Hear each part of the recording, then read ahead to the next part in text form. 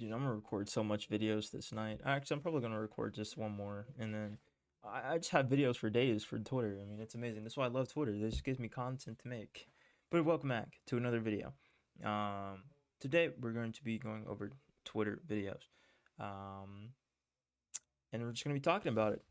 So I actually have a really exciting one for anybody who can drive out there, whoever has their driver's license, stuff like that. Type B, type B. You know what I'm saying? But yeah, let's get right to it. All right. I put up the wrong. I meant to do that. My bad. My bad. My bad. Um. All right. Here we go. Resized. You guys won't believe it. Okay. Okay. So the title says I struggle to understand how this even happens, and so do I. So let's watch this clip. So they get absolutely rammed in the butt cheeks by this car here, and they get pushed out into the railroad crossing. Jeez Louise, railroad crossing, right? And then they back up into this. And let's let the video continue to play. It backs up. Okay. So it was about here earlier when I watched the video that I'm like, what are you doing? What are you doing? Look at this. When I let me hold all of our hands here, okay? I'm not sure if they're gonna stop my recording or not. Will it? Oh, I don't know. Let me see. Did it? Okay, it didn't. But okay, so this okay. I have like no writing tools, unfortunately, so you guys can see this area here, this area right here, all of this area. The train is literally from here to here. This area right here, from here to here. This is how wide the train is. Okay, this area you guys can see with my mouse is how wide the train is. Maybe a little bit. Maybe okay, it's a little bit wider. But all they have to do, there's no train coming from this direction here. I'm pointing on my screen like you guys can see. You guys can even see.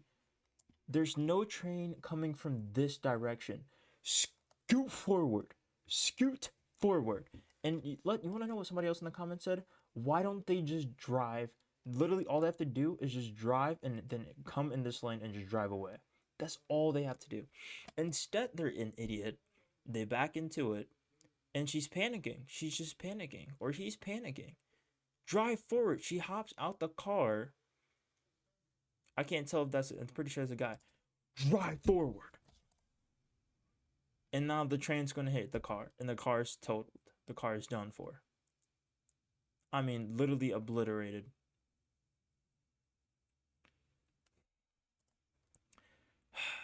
And it's people, it's people like this, which is why I honestly hate driving.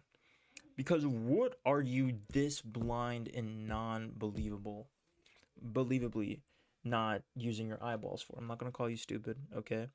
And people might be like, well, if you were in this situation, you would have did the same. No, I wouldn't. No, I wouldn't. I've never been in this situation. No, I wouldn't. You know what? Let me use the same analogy. A scary movie. You see a person stand still as they're watching their friend be murdered, and they're just standing there in utter shock. You want to know what I would be doing? I'd be running away. Let's put a hypothetical here. If you watch a meteor flying, hurling, and destroys an entire city literally in front of your eyeballs, like, okay, well, you guys actually might not get that analogy, but right in front of me is my window. And if I open up my window, I can see like Kansas City, Missouri. I can see the entire city, right? Now, here's the thing. If I open my window and I see a fat meteor literally abruptly, contagiously obliterate Kansas City, Missouri right in front of my eyeballs, I'm not going to be sitting here on my computer. I'm going to get down on the floor and I'm going to start crawling all the way down into my basement because I already know what's going to happen. An absolute monster of a fat freaking whiplash is going to absolutely obliterate my window, and my entire house is just going to be out of existence. No, I'm not going to sit here and like, oh my gosh, the meteor's coming out, right? I'm not going to do that. I'm not going to sit here and watch watch it happen. No, I'm gonna move. I'm gonna do something. Like, if your family member is brutally being hurt in front of you, right, by another human being, are you just gonna stand there like, oh my gosh, why is this happening? No, you would obviously help your family member, right? So that's the analogy I was using. I would not be nervous in this situation. He had 30 seconds to move the car forward. 30 seconds. So let's read the comments. The car knocked the car onto the rails. Yeah, it did. It did. And people obviously were like, okay, well, we can see right here his tires are probably stuck here or something. Well, let's watch this again. He stopped. Let's watch this again. He stopped. He didn't drive forward. Let's watch this one more time. He stopped. He didn't drive forward. He didn't drive forward. He stopped. He stopped. All he had to do was just hit a U-turn. And his car would have been there. It would have been fine, right? Well, let's continue. When you need to see 95% of people in the comments fail to realize that the car, we all see it. Everyone sees it. It's the three metals the vehicle touches at the same time. It shoots electricity through the car and shuts the car down. Well, I see 43 to 20 likes. Vehicles on rubber. Oh, very true. We have rubber tires. That makes sense. Why didn't he just keep going forward or turn around?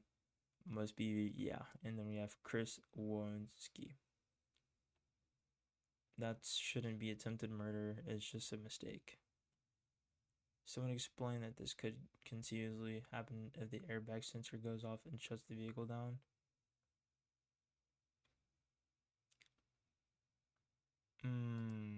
This could.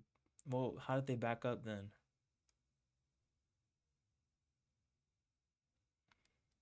Yeah, hold on. We just contradicted ourselves. Someone explained that this could conceivably happen if the airbag sensor goes off and shuts the vehicle down so you can't drive it or move it. So how did they back up? How did they back the car up? Let's let that sink in. Yeah, that's this is the picture. This is the picture right here. All you have to do was just hit a U-turn and get your car out of there, or drive straight. Or drive straight. Even if there is another barrier on the other side of the road, there's no other train. There's no seeable train in the future. There's no foreseeable train in the future. He could have escaped. And with his car as well. But no, he no longer has a car. He no longer has a car. He no longer has a car. And in my opinion, it's his fault. It's his fault. But here, let's see it. The backstory is the car was being pushed by the truck's bumper to the mechanic because the car's transmission and couldn't be put in the drive. Could. Comically bad series of unfortunate events. Explains a lot. Is there a source for this backstory? Yeah, let's see the source if possible.